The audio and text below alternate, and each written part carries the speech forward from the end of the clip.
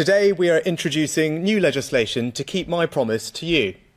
To stop the boats. Let's stop the boats. Stop the boats. It is no exaggeration to say that Rishi Sunak has staked his reputation on stopping migrants who cross the Channel illegally in small boats.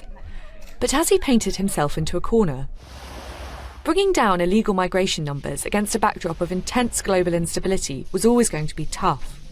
And whichever way the PM has turned over the last 6 months, he has encountered roadblocks, from rigid international human rights laws to indignant archbishops.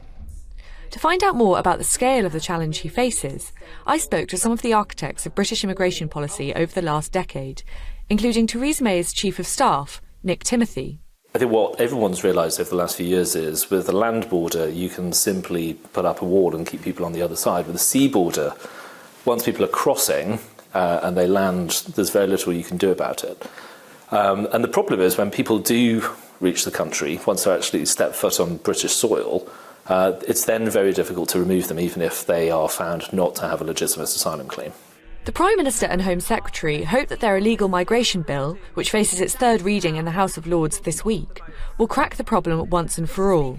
This bill enables detention of illegal arrivals without bail or judicial review within the first 28 days of detention until they can be removed. And that is precisely what this bill will do.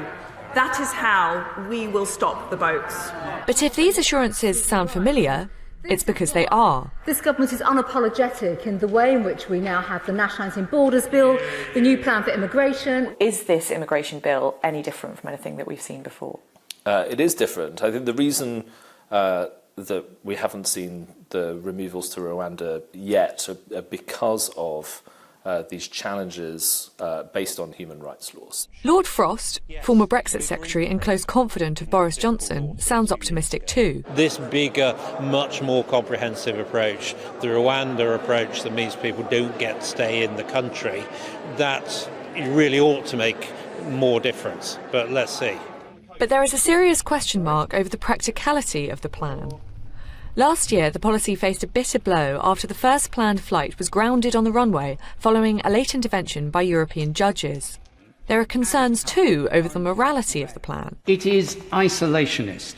It is morally unacceptable and politically impractical. It is universally acknowledged in Westminster that the path to a Conservative victory in the next election is very narrow indeed.